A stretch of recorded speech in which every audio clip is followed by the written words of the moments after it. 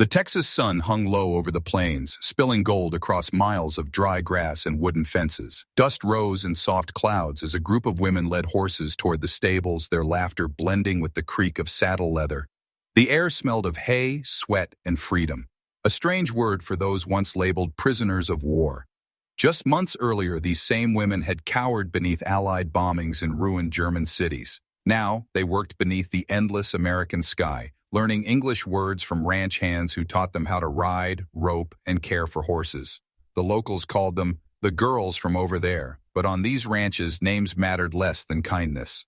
Under the vast silence of the prairie, the barbed wire felt less like a cage and more like a border between two worlds, one scarred by war, the other offering something close to peace. By 1944, the tide of the war had turned completely against Germany. Allied troops were pushing through Normandy, Soviet forces were closing in from the east, and Hitler's empire was crumbling from within. Across Europe, millions of soldiers surrendered, their uniforms soiled with exhaustion and defeat. Among them were not only men but a smaller, quieter group, women who had served as auxiliaries, nurses, clerks, and civilian support staff. When captured by advancing Allied forces, these women were processed under the same international framework that governed male prisoners, the Geneva Convention. Yet the problem was immediate. Europe's camps were overflowing. The United States, vast and distant from the front lines, offered a solution. Between 1943 and 1946, more than 425,000 Axis POWs were shipped across the Atlantic. Most were men from Germany, Italy, and Japan. But scattered among them were several hundred German women, young, educated, and weary of war. Transported by Liberty ships, they crossed an ocean once patrolled by U-boats that had hunted Allied convoys only years earlier. Their journey was long, silent, and uncertain. When they finally saw the shores of America, it was not New York's skyline that greeted them, but the dusty interiors of Texas, Oklahoma, and New Mexico, chosen precisely for their remoteness. America's wartime labor shortage had reshaped its farmlands. With millions of American men overseas, the country turned to POW labor for help. Under strict supervision, German prisoners harvested cotton, picked fruit, built fences, and worked cattle ranches. For the women, these assignments were both punishment and salvation. The camps were austere but humane, rows of wooden barracks, mess halls, and open yards bordered by wire. American guards, often veterans unfit for combat, enforced discipline but rarely cruelty.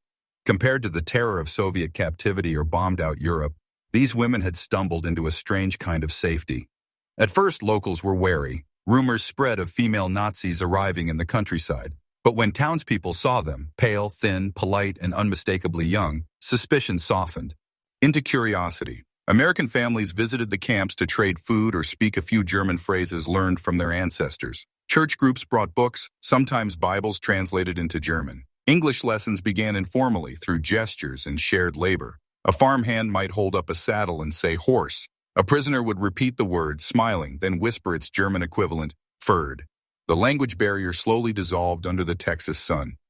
Unlike the battlefield, this was not a place of hate but of cautious coexistence.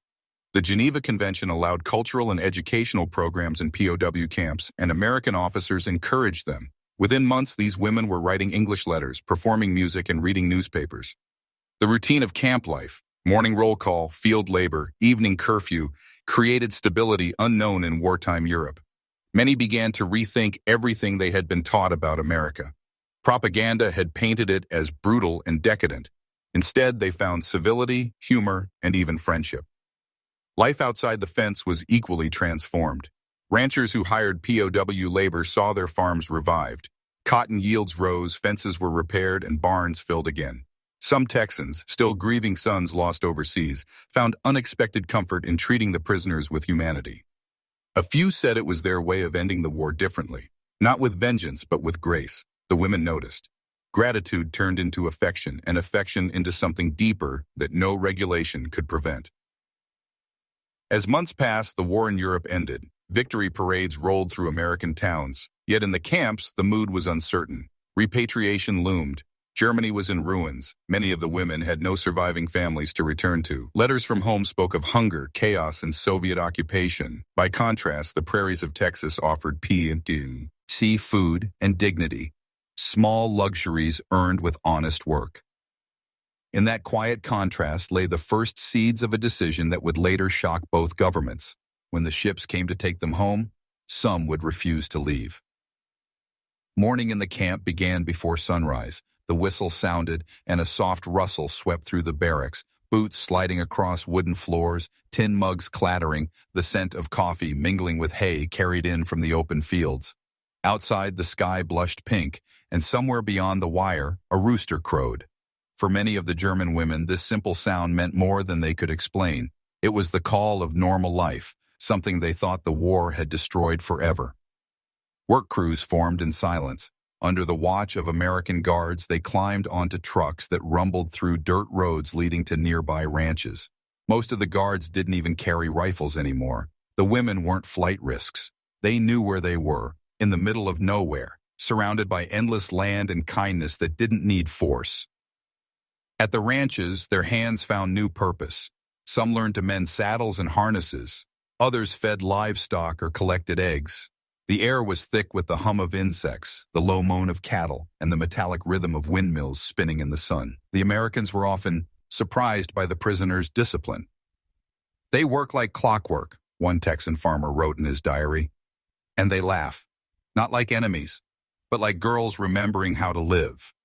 The women began picking up phrases. "Oh, howdy, ma'am, pass the rope, thank you kindly." Their accents made the locals smile, but their sincerity won hearts. Over time, small exchanges turned into conversations.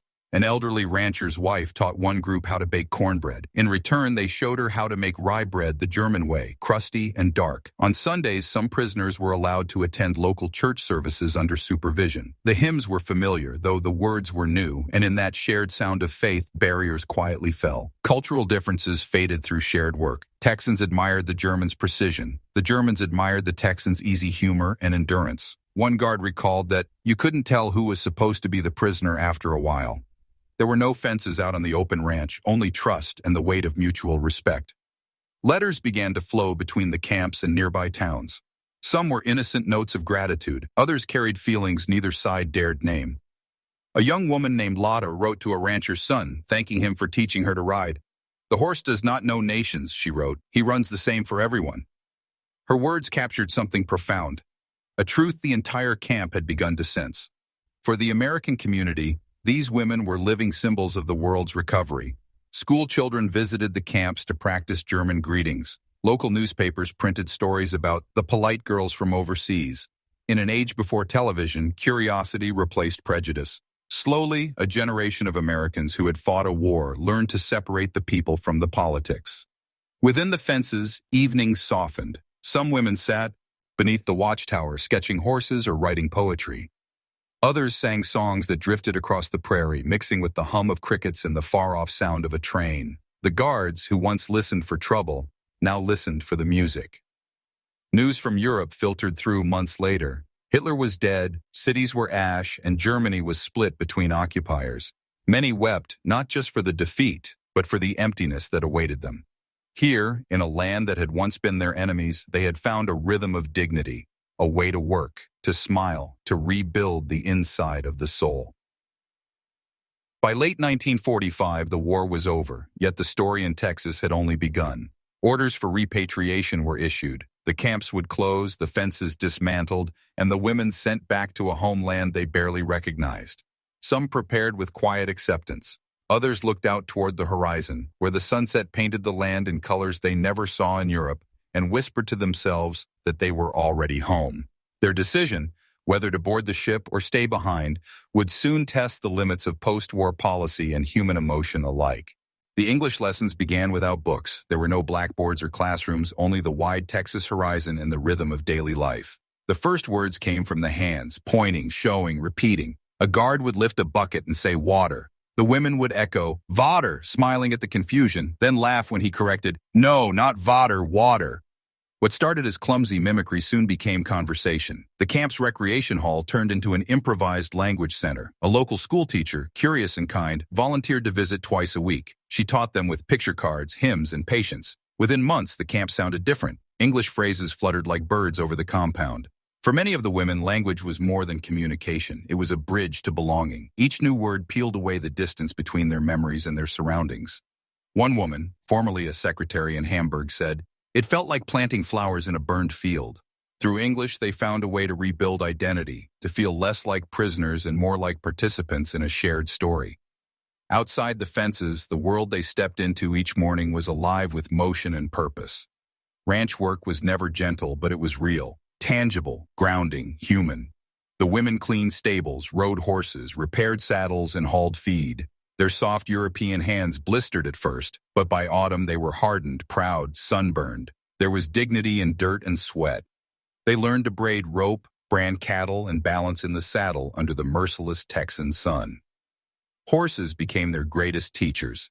Unlike men, animals did not judge, and the horses responded to tone, patience, and courage. Some of the women had never seen such creatures up close before. Now they brushed their coats, spoke to them softly in mixed tongues, and learned to ride with Bosch, Lance instead of fear. The guards noticed that the more the women worked with horses, the calmer they became. They were no longer thinking about Germany, one guard wrote. They were thinking about tomorrow's ride. That connection to the land changed everything. The open plains did something that no political program could. It healed. Beneath the vast American sky, there were no ruins, no propaganda, no echo of air raid sirens, just wind, dust, and the heavy stillness of space. It reminded them of what life could be when untouched by ideology. One woman said, "In Germany, I felt like a number. Here, I feel like a person again." The Americans, too, were changing. At first, many locals viewed the prisoners as an uncomfortable reminder of the war. But over time, curiosity replaced resentment. Shopkeepers who once refused to sell goods to the camp began greeting the guards with friendly nods. Churches collected donations, not out of sympathy, but out of a sense of shared decency. In rural Texas, hard work earned respect faster than words ever could, and these German women worked harder than anyone expected. Evenings brought quiet moments of exchange. After long days on the ranch, the women returned dusty and exhausted. They'd gather near the wire, watching the sunset melt into the horizon. Sometimes a guard or rancher passing by would stop and chat. Conversations drifted toward music, food, family. A soldier might hum a country tune, and one of the women would answer with a German folk song. For a few minutes, the war didn't exist, only the echo of two melodies meeting in the middle of a fence. Some guards recorded these experiences in diaries later donated to archives. Their words reveal a tenderness rarely found in official reports. "We were told to watch them," one wrote, "but after a while I think they watched over us too." Another guard noted, "I stopped seeing enemies. I started seeing people trying to start over." The simplicity of that realization captured the quiet moral revolution happening beneath the surface. Inside the camp, a transformation of spirit spread like sunlight through the barracks. The women began decorating their spaces, curtains made from flour sacks, hand-stitched embroidery, small drawings of horses and prairies. They were reclaiming agency, one gesture at a time. There were even small performances, a choir, a poetry night, a makeshift play based on Hansel and Gretel.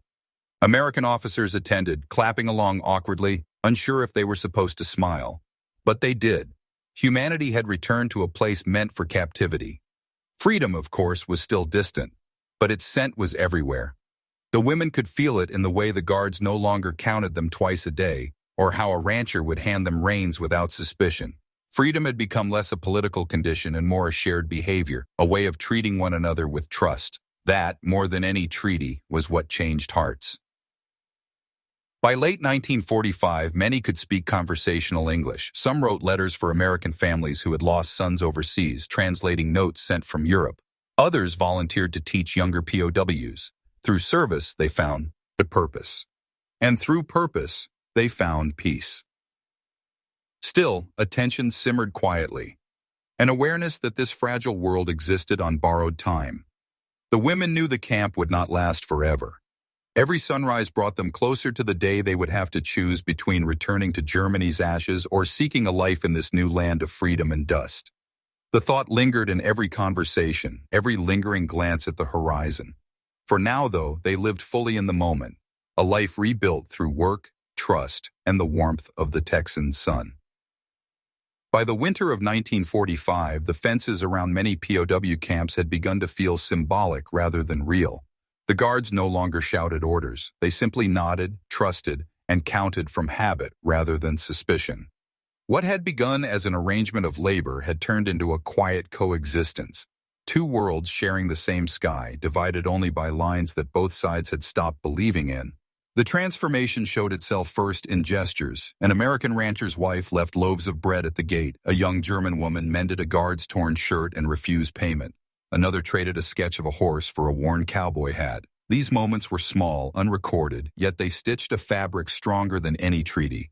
Humanity was returning, not through speeches or surrender papers, but through kindness. It was inevitable that affection would follow. The women were young, many in their 20s, and the men they worked beside were often not soldiers but farmers, sons and husbands left behind by war. They spoke through fragments of English and German, through smiles, through music carried over the evening wind. What had been forbidden in official policy became inevitable in the language of the heart. One American recalled years later, "She would ride ahead of us, her braid flying behind the horse, and it hit me. This was no enemy. This was life coming back." He never mentioned her name in his memoirs, but the tone said everything. These were not stories of scandal or disobedience. They were stories of souls rediscovering warmth after years of cold duty. The moral weight of these relationships was heavy. The Army warned its guards and civilian partners not to fraternize with prisoners. Yet in isolated communities hundreds of miles from military headquarters, life followed its own rules. To the locals, the women were not enemies, but guests who worked hard, prayed honestly, and smiled like neighbors.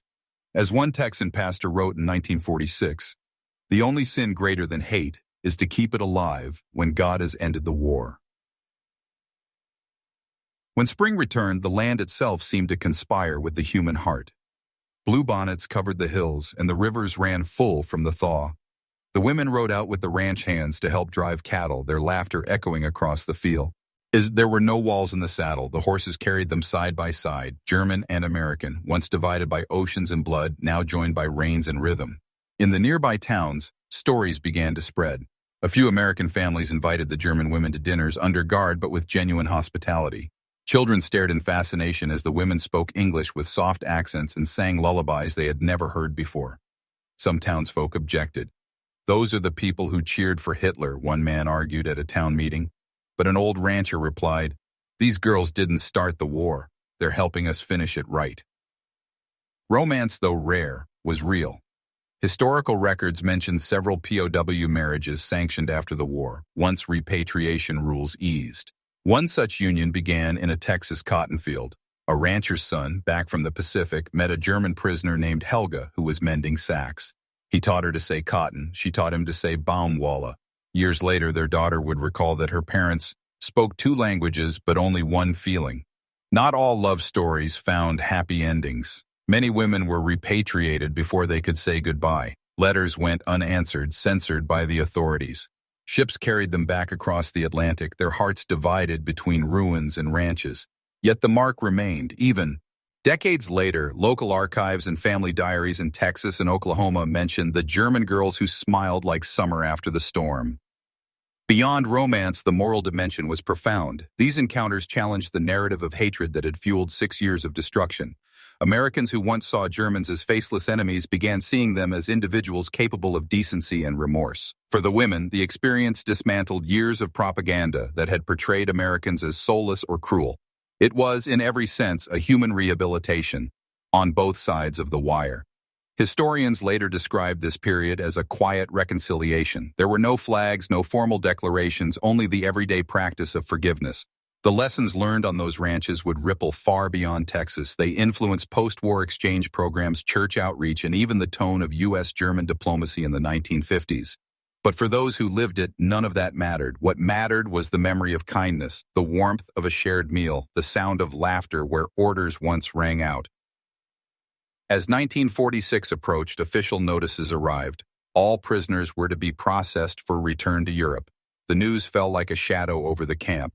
Some rejoiced at the thought of going home. Others wept quietly, knowing they were leaving the only peace they had found since 1939. Farewell gatherings were held under the watchtower lights. The guards shook hands with the women, some pressing small gifts into their palms. Photographs, handkerchiefs, notes that simply read "Thank you." When the trucks came to take them away, the horses in the nearby corral neighed and stamped as if sensing the loss. A few women turned to look back at the horizon, whispering the English words they had learned. Goodbye, Texas. What neither they nor their American hosts knew was that some of those goodbyes would not last. Within months, a few would find their way back, not as prisoners but as immigrants, wives, and citizens of the land that had once held them behind fences. The orders arrived quietly, just sheets of paper typed and stamped with official seals. But to the women in Camp Hereford and the ranches across the plains, those papers felt like verdicts. All German nationals are to be repatriated effective immediately. The guards posted the notices on the bulletin boards near the mess hall. For the first time in months, laughter died from the camp yard. Conversations turned to whispers. No one said it out loud, but everyone felt the same ache. This was the end of the world they had built here. Trucks began arriving, their engines humming through the dawn air. Each carried crates for belongings, Army-issued duffel bags, and a roll call sheet. The women were told to pack what little they owned. A few handmade trinkets, English notebooks, sketches, and small gifts from the ranchers. The desert wind blew hard that morning, scattering the red dust that had become their silent companion. One of the guards later wrote, "It was the first time I saw them afraid, not of war, but of leaving peace." As the date of departure drew closer, the emotional divide within the camp deepened. Some women longed for home, for family, for the familiar cadence of their mother tongue, but many had no home to return to. Letters from Europe spoke of devastation, cities leveled, food rationed, relatives missing. In Germany, their names were still attached to the losing side of history. Here in America, they were simply human again. Whispers spread through the barracks. Some said they would refuse to board the transport. Others begged for permission to stay, writing petitions to the local commander. Most of those requests went unanswered. The system had no space for exceptions. And yet, exceptions would come, born not of policy, but of quiet courage. One of them was Elfriede, a 25-year-old former nurse from Bremen. She had spent 2 years tending cattle and teaching English songs to the ranchers' children. When told she would be sent home, she wept and said, "I have already gone home." Her employer, a widowed rancher whose son had been killed in Italy, refused to let her go without a fight. He rode 60 miles to the nearest army office and pleaded with the commanding officer to let her stay. "She's not the enemy," he said. "She's the best hand I've ever had, and the kindest soul my children have known." The officer could not change the rule, but he turned a blind eye when Elfriede didn't appear on the transport list that morning. Her name was marked unaccounted for. In truth, she had ridden off at dawn, blending into the open plains on horseback. The local sheriff never reported her. No one asked questions. In rural Texas, loyalty often outweighed law. Others made quieter choices. A group of women deliberately missed the truck convoys, hiding in barns or at neighboring farms. Locals, aware of the situation, offered them clothes, food, and work. For months, they lived in a twilight world. Neither prisoners nor citizens, but something in between.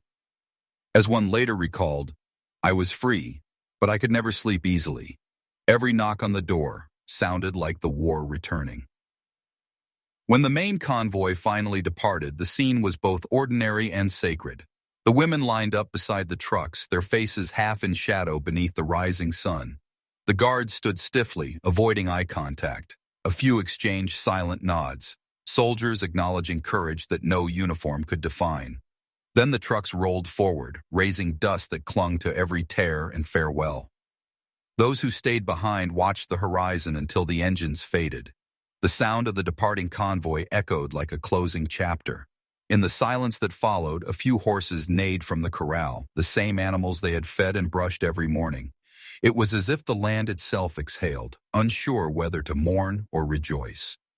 In nearby towns, locals whispered of the missing Germans, but most kept their silence. They had seen enough war to know that mercy was sometimes the bravest rebellion. A rancher's wife said later, "The government won the war, but the women won our hearts." That summer, official reports listed several German women as unaccounted for or missing during transfer. Most historians believe they were quietly absorbed into rural communities, married under local names, working as farmhands or homemakers. In the archives, a few surfaced years later as naturalized U.S. citizens. Others vanished from record entirely, as if the Texas wind had erased their footprints. But their decision, to refuse repatriation, was more than defiance. It was a declaration of identity.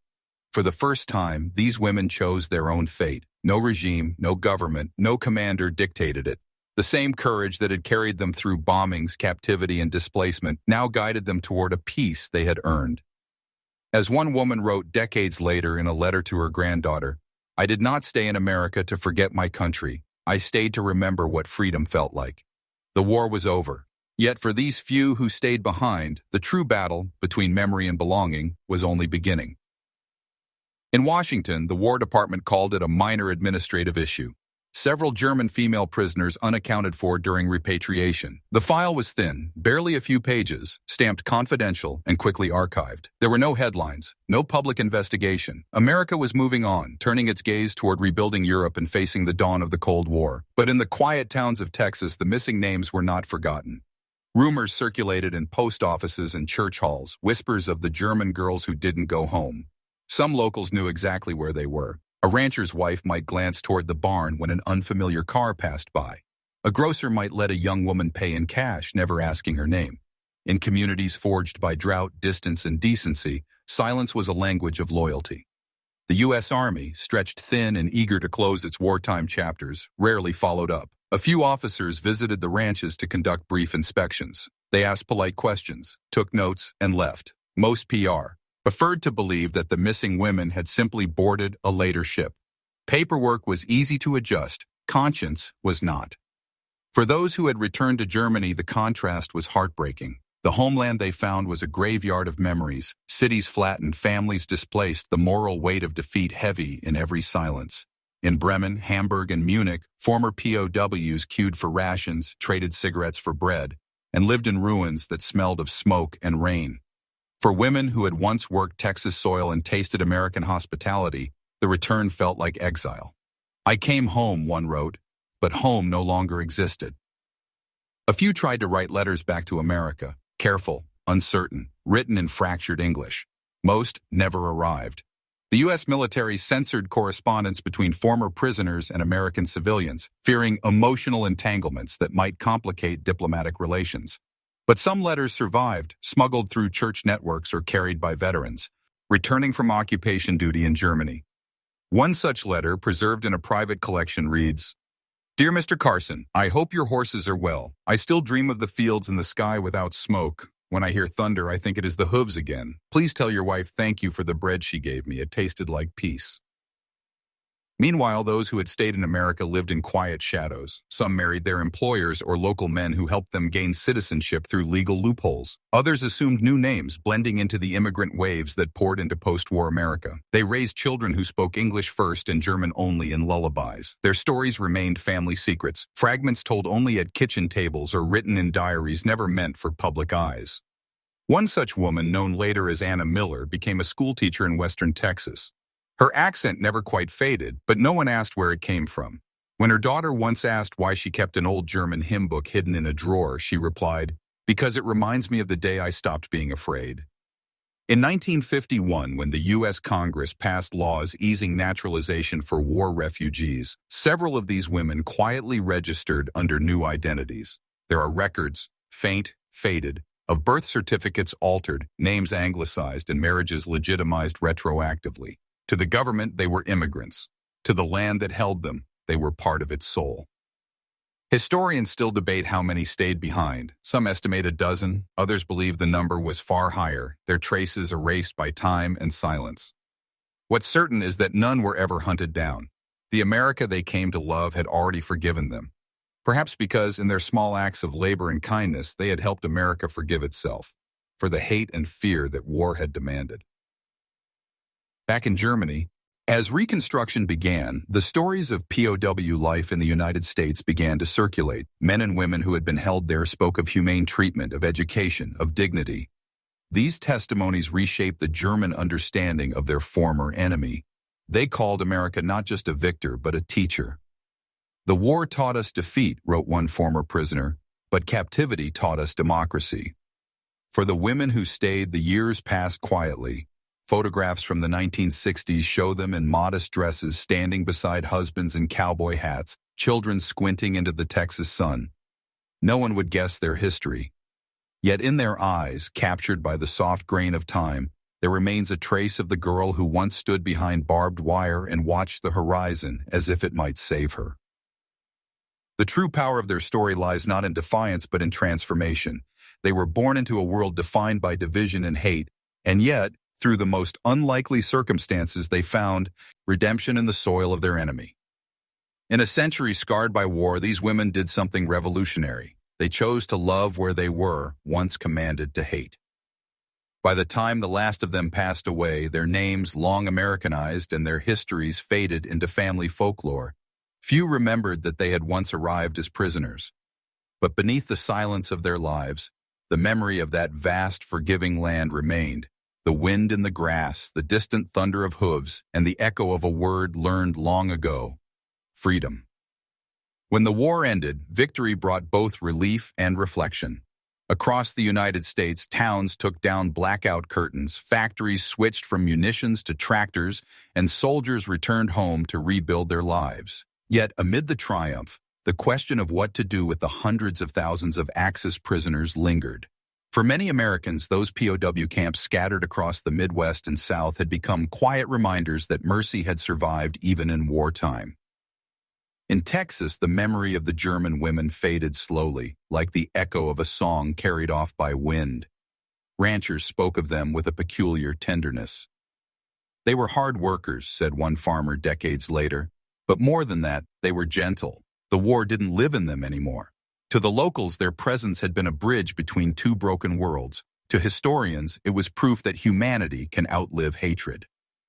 By the late 1940s, as America turned its attention to the Marshall Plan and the Soviet threat, the POW experience became a quiet diplomatic advantage. Reports of humane treatment in U.S. camps circulated widely in Germany, spread by returning prisoners who told stories of fair conditions, education, and respect. These testimonies softened anti-American sentiment and laid the foundation for post-war reconciliation. For the women, their experience represented something even deeper, a transformation of identity. Having lived under Nazi propaganda that demonized America, they now carried first-hand knowledge of its decency. In ruined German towns, they became voices of moderation, advocating cooperation instead of revenge. Their memories of Texas, the warmth, the kindness, the sunlit silence, became moral anchors in a shattered nation. Churches played an important role in preserving this spirit. Lutheran and Catholic congregations in both Germany and America established exchange programs for former POWs, particularly those who had shown initiative or moral leadership in captivity. Through these programs, letters flowed across the Atlantic, cautious at first, then personal, sometimes even joyful. "We once worked your fields," one letter from a former prisoner read. "Now we hope to plant friendship." In 1947, several American newspapers published human interest stories about the polite German prisoners who helped Texas farms. None mentioned women, out of discretion, but those who had lived near the camps recognized the truth behind the words. The image of the good German, a person separated from the crimes of the regime, began to enter American consciousness. It was a small step toward the global idea that reconciliation was possible. Meanwhile, in rural Texas, traces of the camps lingered. Abandoned barracks were turned into barns or schools. Old guard towers rusted in the wind. In some communities, locals kept small relics: embroidered handkerchiefs, German poetry journals, handmade toys, as tokens of a strange, peaceful, wartime coexistence. They were not souvenirs of victory, but of shared humanity. The Army's official stance was silence. There were no commemorations, no plaques, no parades. But in private, several officers admitted that the experience had changed them. One former camp commander wrote in a memoir, "We were trained to fight the enemy. No one trained us to understand them." That understanding, he added, became the only victory that mattered after the guns fell silent. As Germany rebuilt, the women who had returned began to rise within new social roles. Many worked as teachers, interpreters, or nurses in the American-occupied zones. Their English skills and familiarity with Western culture made them invaluable. They were, in a sense, living ambassadors of reconciliation. In letters and interviews, several expressed gratitude for their captivity, not for the hardship, but for the humanity it revealed. "We learned in Texas," one woman said, "that even in war, character can defeat ideology." By the early 1950s, the United States and West Germany had entered a new alliance. The Cold War had turned yesterday's enemies into today's partners. Yet behind the treaties and headlines lay quieter human foundations, the relationships born on ranches and cotton fields and across camp fences. It was not diplomats but ordinary people who had first discovered that peace could be personal. Those who stayed behind in America lived long enough to see that alliance bloom. When Germany joined NATO in 1955, one of the former camp women, now known as Mrs. Miller, wrote in her journal, "The world is here, healing. Perhaps the fences were not built to keep us apart, but to teach us what we should never build again." Their story, once buried under bureaucracy and silence, would resurface decades later through oral histories, academic research, and family discoveries. But even in their anonymity, the legacy of their choice endured. They had proved that peace was not just the absence of war, but the presence of understanding. And in the quiet corners of Texas, where winds still whispered through the old wooden fences, their laughter seemed to linger, faint, distant, but unforgettable. For decades, their story lived only in whispers, passed down at kitchen tables, remembered in fragments, told in half-sentences that always began with, "There was a girl once." In post-war America, where victory was celebrated but not always examined, the memory of the German prisoners faded into the fabric of local folklore.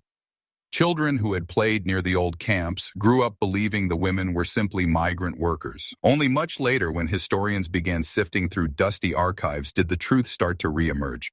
Today, the traces of their lives remain scattered. A name in an old church record, a faded German hymn book in a ranch attic, a black and white photograph of a woman standing beside a horse smiling against the Texas sun. Each relic is a fragment of a greater truth, that peace is not made in conferences or treaties, but in the ordinary acts of decency that survive when everything else collapses. The wind still moves through the fields where they once worked, carrying dust and memory in equal measure. Locals say that on quiet evenings when the sky burns gold and the horizon glows, you can almost hear the faint echo of laughter. The sound of women who came as prisoners and stayed as free souls. Their story, once hidden by silence, has become a lesson for generations that followed. That reconciliation begins not with nations, but with people. This section will calm the narrative, connect history to humanity, and leave the viewer with a deep emotional and philosophical resonance. A quiet, cinematic ending that lingers like the last frame of a Netflix war documentary. The war had ended long ago, but its echoes never truly faded. They lived on, not in the thunder of guns or the ruins of cities, but in the small, invisible spaces where people rebuilt what hatred had broken. The story of the German women in Texas was one of those quiet echoes. It did not make headlines, win medals, or fill history books. Yet, in its own way, it changed what victory meant. History often remembers power, armies, treaties, and flags. But beneath those grand events lies the quieter truth of how peace is made. Through small choices of decency, through hands that help instead of harm. On the open plains of Texas, far from the battlefields of Europe, forgiveness took root in the most unexpected soil.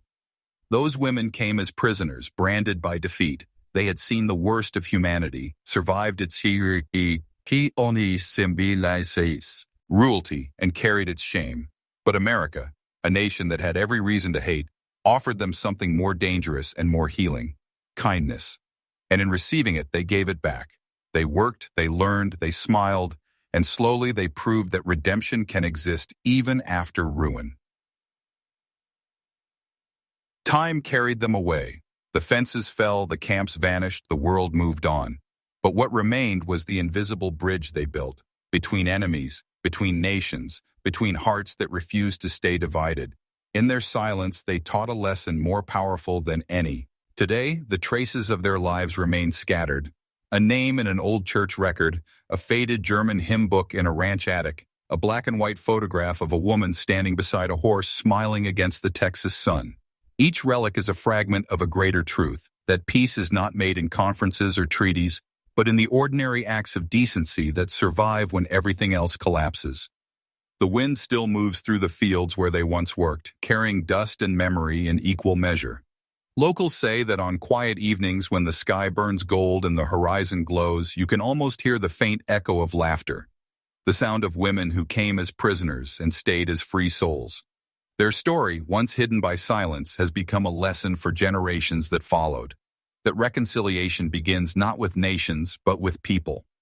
This section will calm the narrative, connect history to humanity, and leave the viewer with a deep emotional and philosophical resonance, a quiet, cinematic ending that lingers like the last frame of a Netflix war documentary.